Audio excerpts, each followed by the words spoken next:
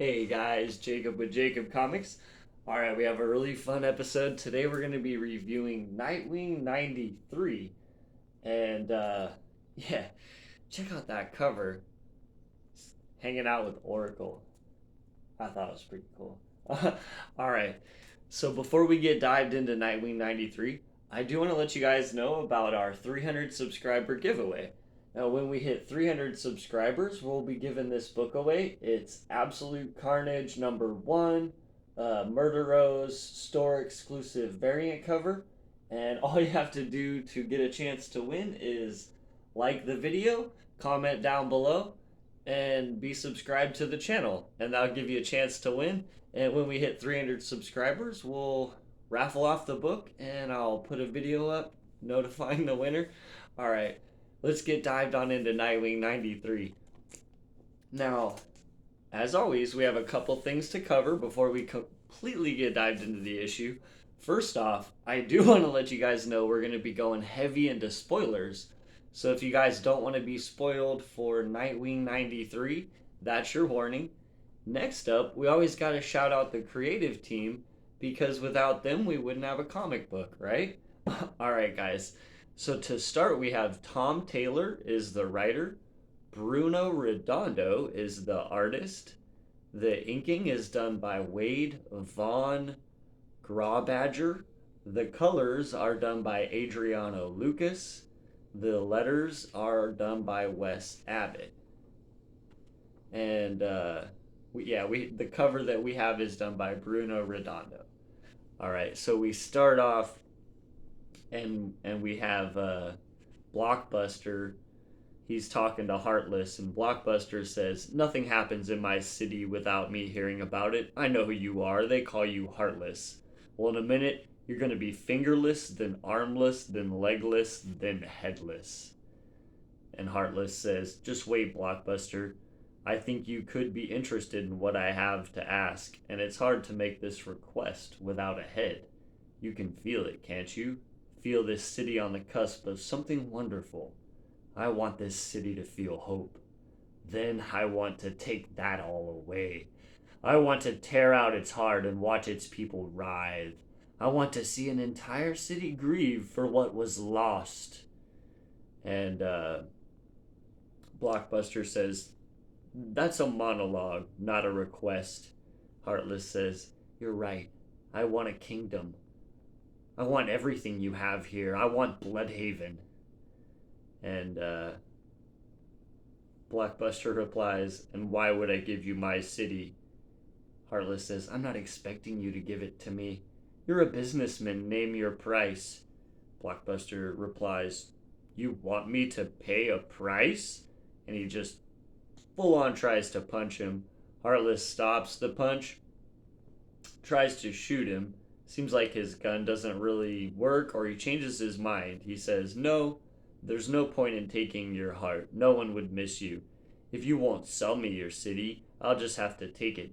That's the only thing that would hurt you, isn't it? The only thing you didn't want to lose." At the same time, he's talking and monologuing. Blockbuster just picks up a giant desk from his office and throws it directly at him, sending him clear out the window, desk and Heartless and all. So that didn't end well for Heartless.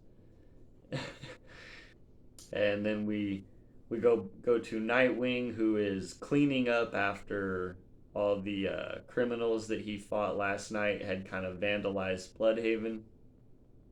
And Oracle says to him, are you okay?" And Nightwing says, "Not really." And she replies, "Well, I'm running facial recognition on the people who did this. Will exposing them and punishing them accordingly make you feel better?" Nightwing replies, "Definitely." She says, "Nightwing, we have movement. A small group coming your way." Freeze, as a bunch of police actually start shooting at him and starting to chase him and shoot at him with their guns. And he goes, "Look, I get that the Bloodhaven PD are openly corrupt, but shooting at me for cleaning? That's ludicrously crooked." and he smashes the one cop in the head with a water a wastebasket water barrel that he was using, and then puts it on the other one's head and says, "I mean, what posed the bigger public threat, the cloth or the bucket?" And then kicks the guy that he stuck the bucket on his head with his foot and runs off. Jumps on his bike, and there's all kinds of police chasing him, like 9 plus different police cars. Three, six, oh, seven on that panel. 7 police cars chasing him. He's running off on his motorcycle. He uses his batarang to catch a street lamp post and jumps from a bridge right here, uh, but doesn't succeed very well, as you can see down there, and kind of smack lands into a wall. At which point, she's like, "Are you okay?" And he goes, "I'm okay." She says, "You should probably stay here tonight." He says, "Yeah, I'm on my way to Gotham." And so the next morning, he's made breakfast. He comes into Oracle's office. She says, "I made a full database of the identities of the guys you unmasked attacking Haven last night from the last issue." And he goes, "Right, you win." She says, "It's not a competition. Breakfast is also good. Thanks, Wonder Boy. You're going to want to see this."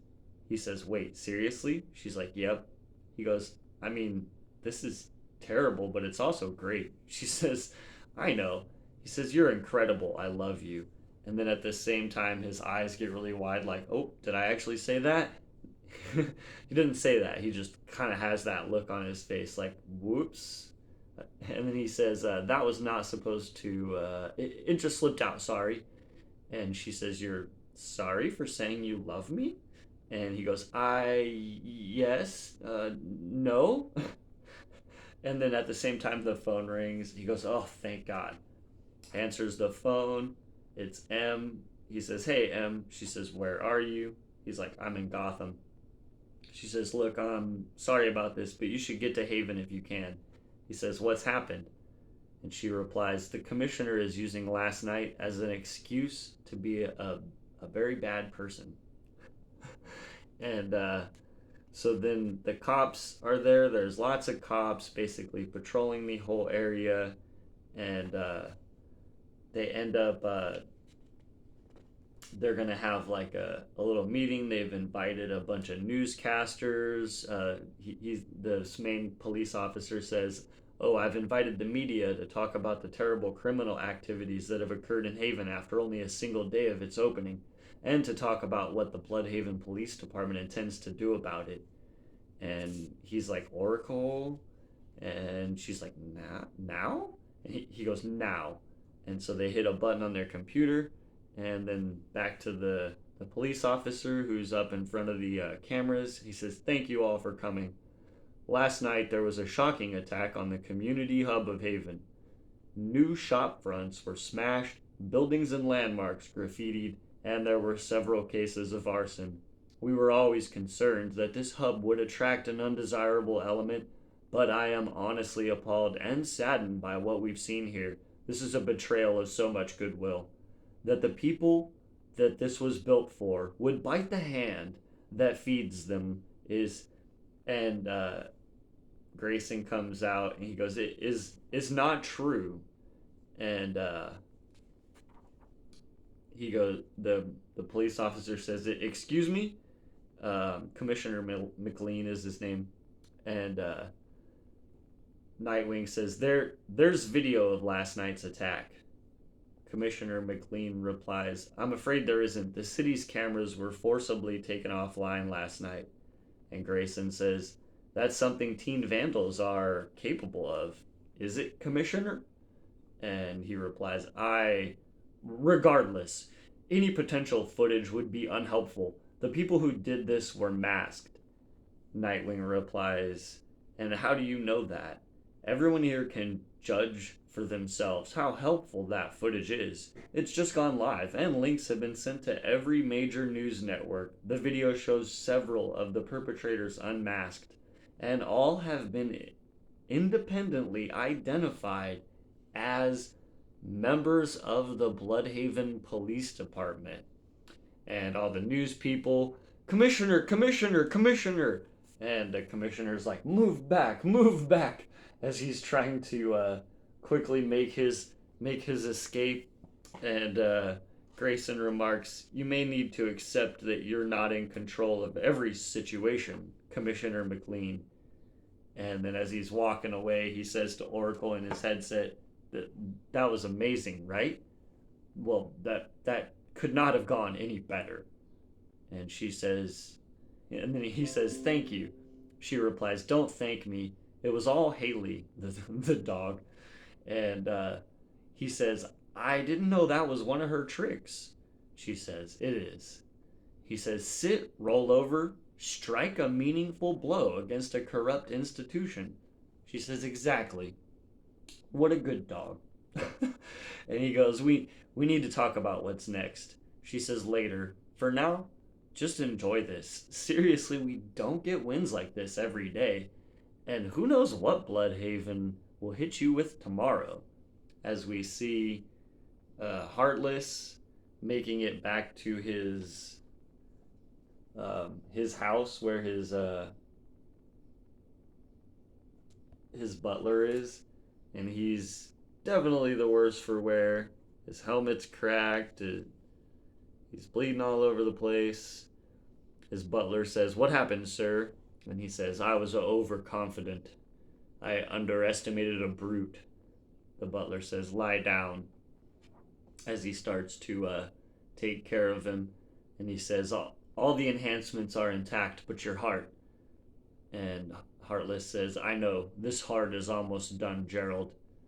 And his butler, Gerald, says, "It will be all right, sir. Close your eyes," as he takes the mask off. And he says, I'll get you a new one," as he walks to this wall full of hearts. Yikes. That's a lot of them. Just all in jars. Interesting. And so, yeah, and they say, "Next, what falls around comes around." So that is Nightwing 93. Yeah, I mean they're developing a little bit more with Grayson and Oracle, so that's kind of starting to see some stuff going on there. Maybe, he says he basically told her, I love you," and then kind of got out of it, but he said the words. Now she's heard them and saw how flustered he got. You know what I mean? So now if she didn't know before, she definitely knows now. Which she probably already knew before, right? But I mean, now she's just playing with him. And likes him. You know what I'm saying? Anyways, so that's going on. And So yeah, I think Taylor's weaving a good story. We got some stuff with the bad guys. It seems like two of the bad guys are kind of vying for control of the city, and obviously Nightwing, he doesn't care which bad guy he takes out, but he's not gonna let any of the bad guys do anything bad, basically. So we'll see how that all plays out. Yeah, I'm into the story. I'm kind of interested too with this front cover here with Oracle, guys. She kind of looks like a Batgirl. I didn't know she had an outfit like that. Usually you just see, you know what I mean. Usually you just see her in her Oracle room with all the computer screens and everything, and she's not wearing a cape and